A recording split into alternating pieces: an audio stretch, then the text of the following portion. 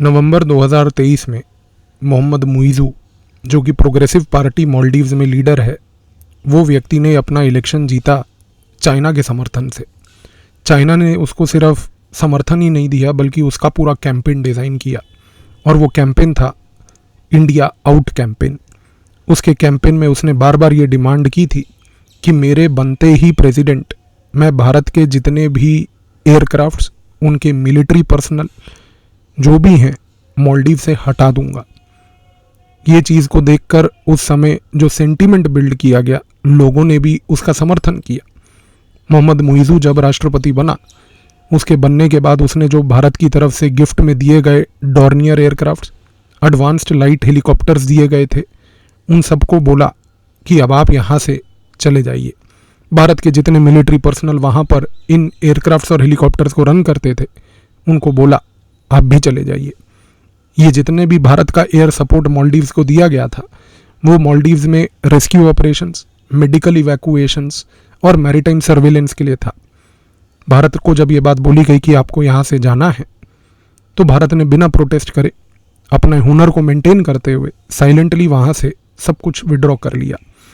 भारत की ministry of external affairs worried थी कि हमारा इन्फ्लुएंस वहाँ पर कम हो रहा है, चाइना का इन्फ्लुएंस वहाँ पर पैसे के नाम पर बढ़ रहा है।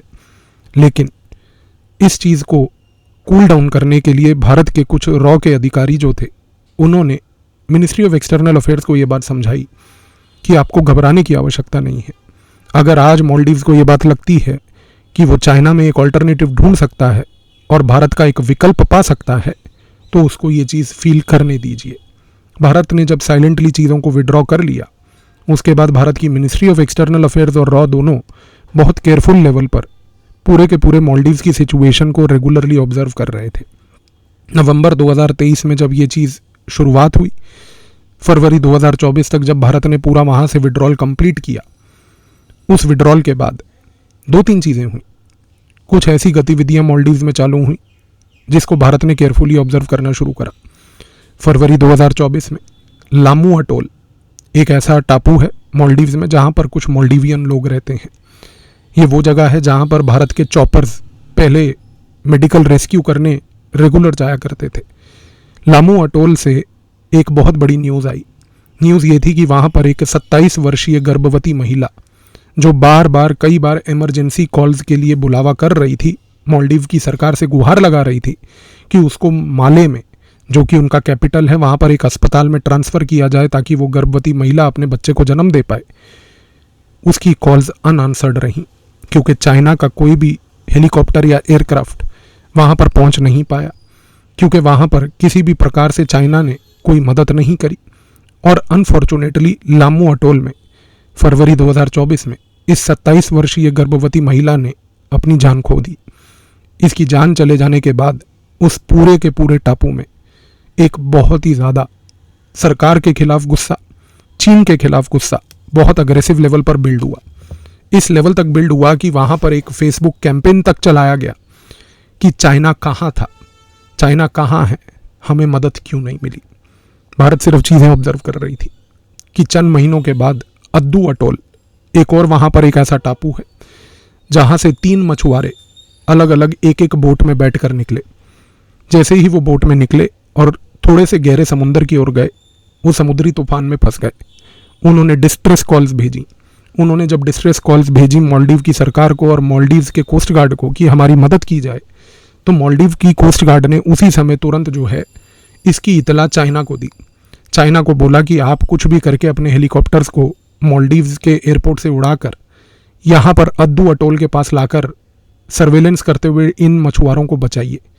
लेकिन चाइना ने उस समय फिर मदद नहीं करी, क्योंकि चाइना के वहाँ पर जो पायलट्स बैठे थे, उन पायलट्स ने बार बार मालदीव के कोस्ट गार्ड को ये इतला करी कि हमारे पास अभी क्लियरेंस सिक्योरिटी लेवल पर नहीं है कि हम इस एयरक्राफ्ट को, इस हेलीकॉप्टर को for that matter, Male airport से उठाकर उड़ाते हुए अद्दू अटोल की तरफ जाएं।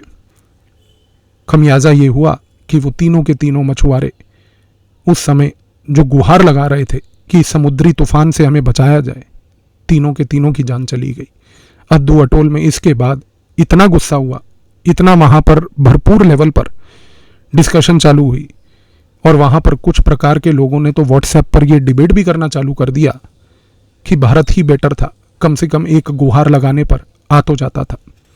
सेंटिमेंट अपने आप लोगों के प्रति धीरे धीरे बदल रहा था। लेकिन ये चीज़ भी उतनी पावरफुल नहीं थी जो उसके बाद माले में हुई।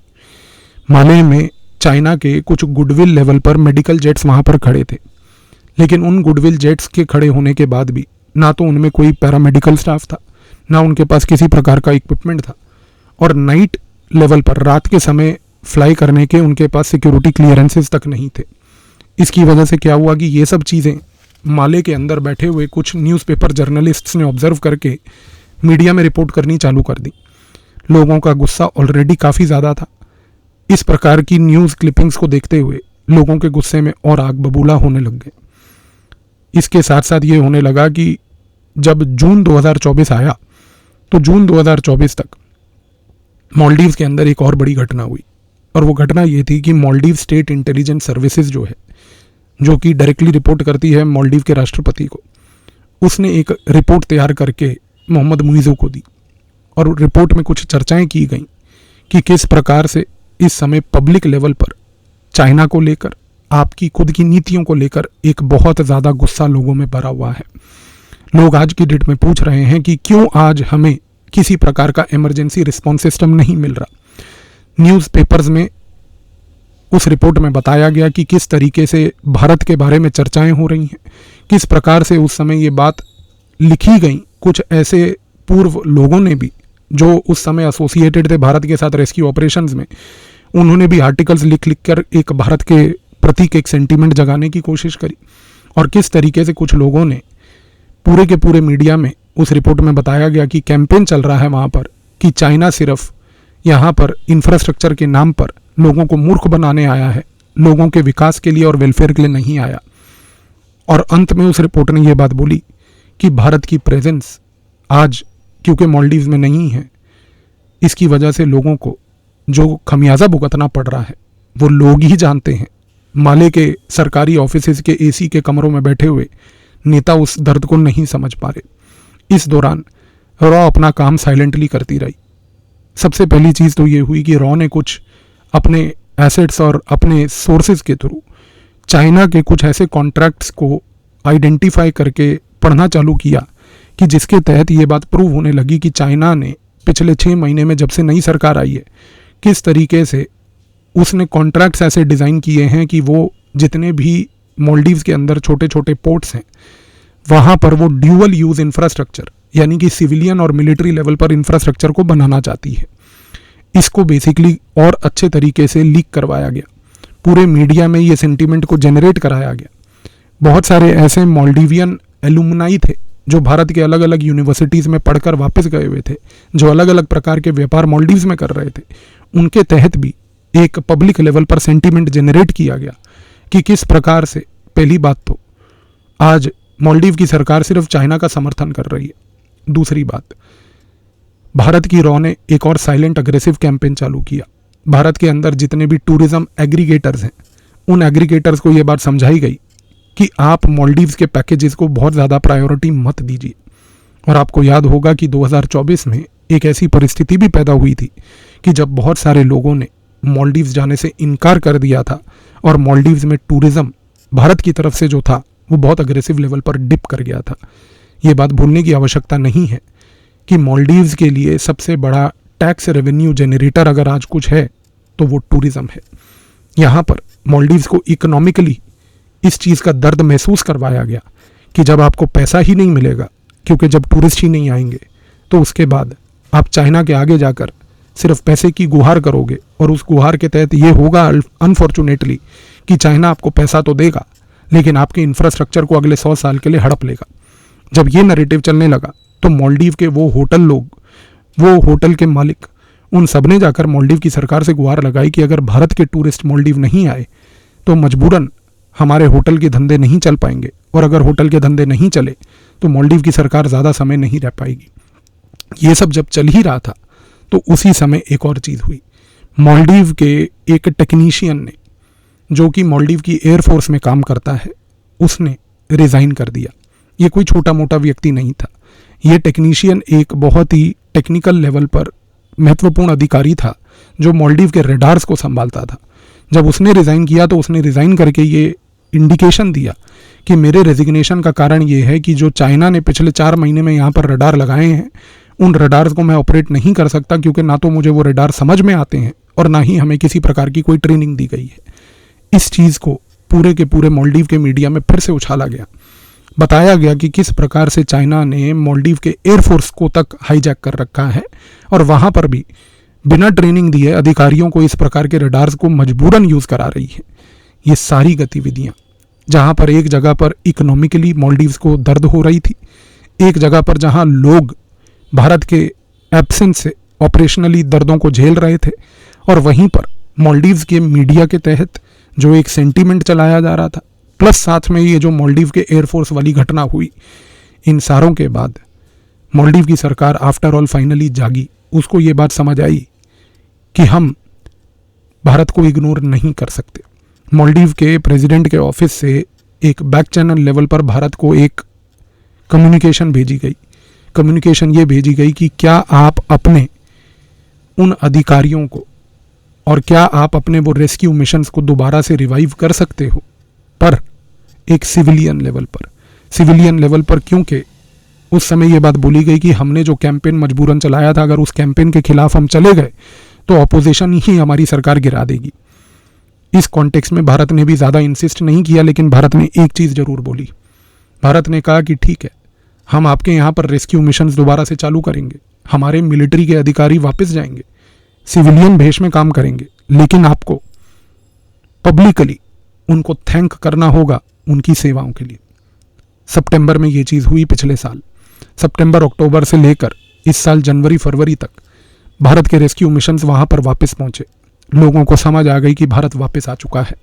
लोगों को समझ आ गई कि अब रेस्क्यू मिशंस या अब आज की डेट में भारत किसी भी प्रकार से हमारी सेवा करना चाहता हो, वो वापस आ चुका है। ये चीज़ जब हो रही थी तो पिछले साल दिसंबर में जब लोगों को ये सहायता भारत की तरफ से दी गई तो मालदीव के राष्ट्रपति ने पब्लिकली मीडिया में आकर इमरजेंसी एविएशन टीम्स का एक शुक्रगुजार करा। ये इमरजेंसी एविएशन टीम्स को एक सिविलियन रूप बनाकर जो वहाँ पर भेजा गया, ये आफ्टर ऑल वापस भारत की वही एक प्रेजेंस है जो दोबारा रिवाइव हुई। इसके बाद इस साल 2025 में इन इमरजेंसी एविएशन टीम्स का समर्थन करते हुए, इनको थैंक करते हुए और भारत की उस प्रेजेंस को वापस से समझते हुए मालदीव्स के राष्ट्रपति ने भारत एक विजिट फरवरी मार्च के महीने में करी। और उस विजिट के बाद ये जो इंडिया आउट कैंपेन था, ये ऑटोमेटिकली क्या हुआ आज आपके सामने है।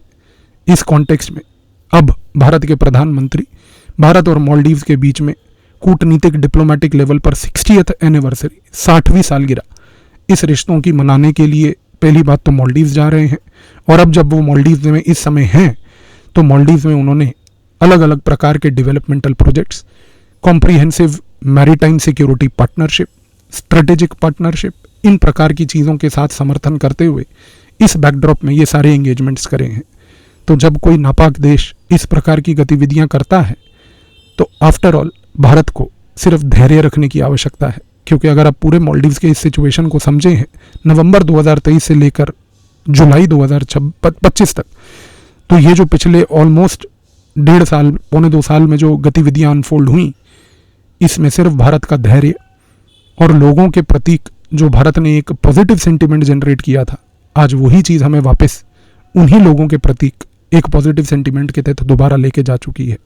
तो आई होप कि इस कॉन्टेक्स्ट में अब आप जब मालदीव्स के खास करके इस विजिट को समझते हैं, आप जब इस मालदीव्स के विजिट को एनालाइज करते हैं, तो अब आपको ये चीज़ क्लियर होगी कि मालदीव्स में आफ्टर ऑल भारत ने इस प्रतीक सेंटिमेंट को कैसे नर्चर करके समर्थन अपने प्रतीक किया, अपने अनुकूल एक परिस्थिति तैयार करी।